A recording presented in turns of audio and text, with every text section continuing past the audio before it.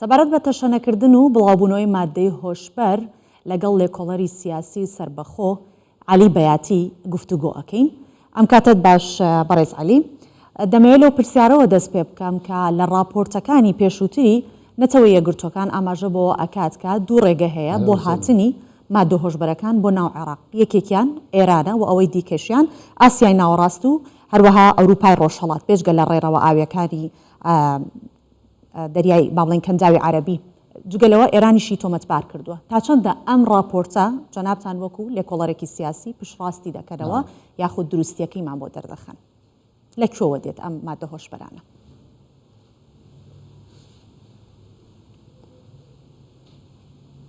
انقطع الاتصال اعتقد. هذا بما فهمتك بشرا. باشە، پرسیارەکەم دووبارە ئەکەمەوە. بەپێی راپۆرتێکی نەتەوە یەکگرتوەکان ئەو سەرچاوانەی کە لێوەی مادەی هۆشبەر دێتە عێراقەوە ئێران و هەروەها ناوچەکانی ئاسیای ناوەڕاست و ئەوروپای ڕۆژهەڵاتە. ئایا تا چەندە ئەمە ڕاستە؟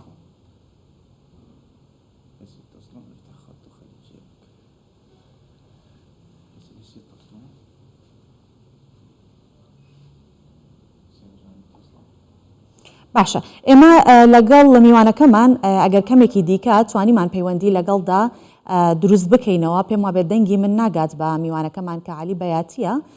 دواتر دەگەڕینەوە لای سەبارەت بە تەشەنەکردنی مادە هۆشبەرەکان لە عێراق کە بە چ شێوەیەک تەشەنەی کردووە. هەندێک هەواڵی دیکە بە ئێوە ڕادەگەێنین و دواتر دەگەڕینەوە بۆ لای میوانەکەمان. لەژنەی دەستپاکی پەرلەمانی عێراق ئاشکرای دەکات کە هەفتەی داهاتوو پرۆژەی یاسای بودجە دەگاتە پەرلەمان.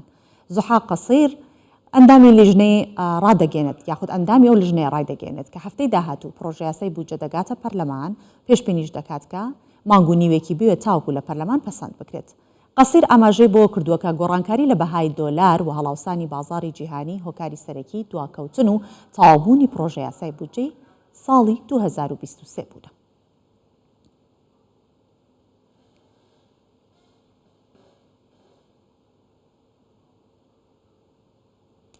لیژنەی کۆچ و کۆچبەرانی پەرلەمانی عێراق داوا دەکات کە کورسی کۆتا بۆ پێکهاتەی یەزیدیەکان بە پێی ڕێژەی دانیشتوان و لە چوارچێوەی سیستەمی کۆتا زیاد بکرێت. شەریف سلێمان سەرۆکی لیژنەی کۆچ و کۆچبەرانی پەرلەمان دووپاتی کردەوە.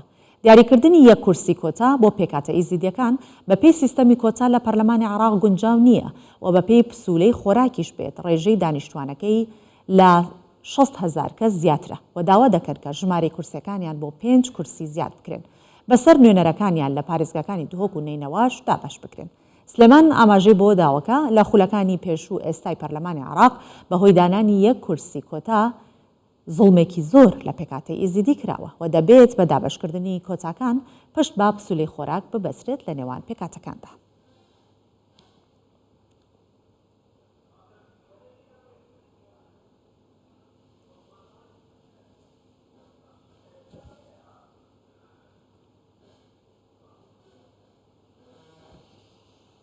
بەڵێ دەگەڕینەوە لای میوانەکەمان پەیوەندیەکەمان لەگەڵ یا دروست بۆتەوە. علی بەیاتیمان لەگەڵە لێکۆڵەری سیاسی سربەخۆ. کاک علی، باسمان لە ئەوە کرد کە راپۆرتێکی نەتەوە یەکگرتوەکان ئاماژە بۆ دەدات کە ئەو سەرچاوانەی مادەی هۆشبەری تێدا دێتە عێراق یەکەمیان ئێرانە، هەروەها ئەوروپای ڕۆژهەڵات و هەروەها ئاسیای ناوەڕاست. تا چەندە ئەم راپۆرتە دروستە؟ لەکوێوە مادە هۆشبەرەکان دێنە عێراقەوە؟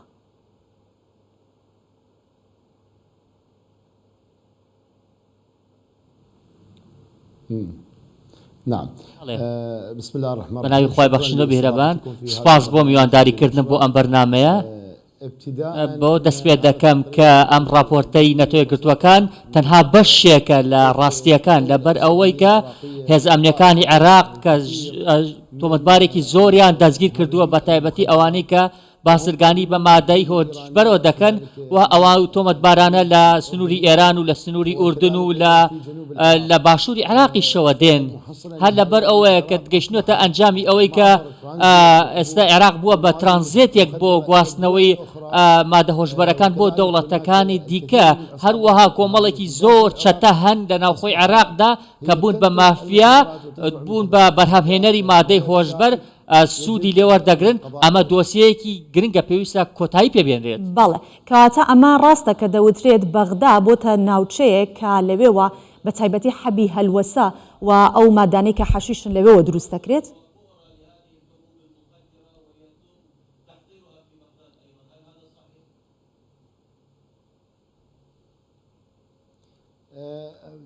دەزانی کە ئەوە هەندێک ڕاستی تێدایە بەڵام لە حکوومەتەکانی پێشوودا نیەتێکی ڕاستەقینە نەبووە بۆ چارەسەرکردنی ئەم کێشەیە هەر بۆیە ئێستا دەبینین کە ئێستا هەندێک چارەسەری سەرەتایی دانراوە بۆ ڕوبەڕووبوونەوەی ئەو چەتانە هەروەها دەستگیرکردنیان و بە دادگاییکردنیان بە تایبەتی ئەو گروپە تیرۆریستانی کە بازرگانی بە مادەی هۆشبەرەوە دەکەن دەزان ئەوە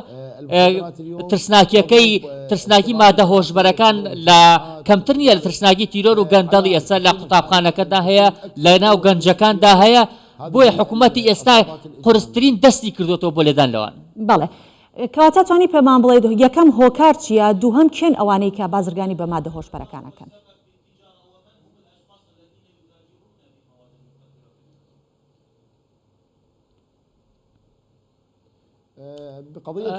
ئەوەی کە پەیوەستە بە ئەو سنوورەکانەوە سنوورەکان کراونەتەوە دەسەڵاتێکی تەواو نییە بەسەر سنوورەکاندا نیە حکوومەتەکانی پێشویش ئەم دۆسییان واز لێهێناوە گرنگێکی تەواویان پێنەداوە هەروەها بەتایبەتی ئەوانەی کە بازرگانی پێوەکەن و هەوڵ دەدەن بهێنە ناوخۆی عێراقەوە دەزانی کە گروپانێکی زۆر هەن کە ئەم بازرگانیە دەکەن ئەمە ئەرکی حکوومەتە کە خەڵکی عێراقی لێهان بات لایەنە سیاسیەکانی لێهان بات کە ئاگاداریان بکاتەوە کە خەڵک هەن لەم ناوچەیەدا هەروەها وڵاتانی دیکە هەن لە پشت ئەم بازرگانیەوە.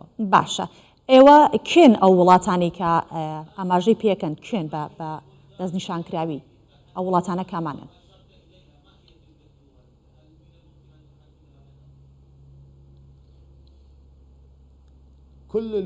هەموو ئەو وڵاتانەی کە باشی عێراقیان ناوێت نانەوێت عێراق بەخۆشی بژێت نانەوێت لەگەڵ کۆمەلگای عێراقی بەخۆشی بژێن هەموو ئەو وڵاتانە پێویستە سنوورەکانمان لەگەڵیاندا تونتر بکەین ڕێگان نەدەین کە مادەی هۆشبەر بهێنە ناوخۆی عێراقەوە پێویستە دەستگای هەواڵگری بەهێز بکەین لە ناوخۆی عێراق لە هەموو پارێزگاکان هەروەها بەدەستێکی ئاسنین لەو ڕێکخراوانە بدەین کە بازرگانی بە مادەی هۆشبەرەوە دەکەن بازرگانی بە جستەی گەنجی عێراقیەوە دەکەن. باشە بەڕێز عەلی جەنابەت وەڵامی و پرسیارەی منت نەدایەوە هۆکار چییە کە مادە هۆشبەرەکان ئێستا تەشەنەی سندووە لە عێراق هۆکار؟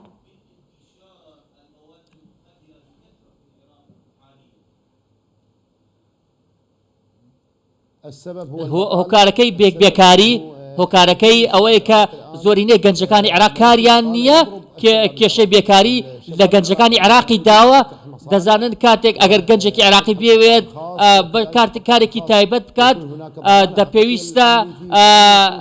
پێویستە ڕێگری لێ نەکرێت پێویستە یارمەتیی بدرێت پێویستە ڕێگەی نەدرێت کە دەست بۆ بازرگانی دیکە بدات یەکێکی دیکە لە هۆکارەکان ئەوەیە کە ناردنیەتی لە تاکێکەوە بۆ تاکێکی تر ئەمە ڕێگری لێ نەکراوە بەتایبەتی بابەتی مەشروبەکان خواردنەوەکان هەر بووە ئەگەر پێویستە لێمە لە شتە بچووکەکانەوە دەست پێ بکەین پەیوەندی نێوان گەنجانە بۆ پەیوەندیە گەورەکان. باشە هەر سەبارەت بە باسی مەشروب ئاگادارن جەنابتان کە بڕیارێک هەبوو لەو بابەتەی کە ئیتر مەشروب هاوردە نەکرێت بۆ عێراق دەمەوێت سەبارەت بۆ پرسیارکەم کاریگەری ئەوە چی ئەبێت خەڵکانێک هەن ئێمە کۆبەڵێک بەدواچوونمان کردووەکو کوردستان 24 خەڵکانێکن کە مەشروبات بەکارهێنن کحولەکان بەکارن دەڵێن ئەگەر ئەوە نەبێت خەڵک ڕۆکاتە مادە هۆشبەرەکان ئایا ئەمە تا چەند دروستە؟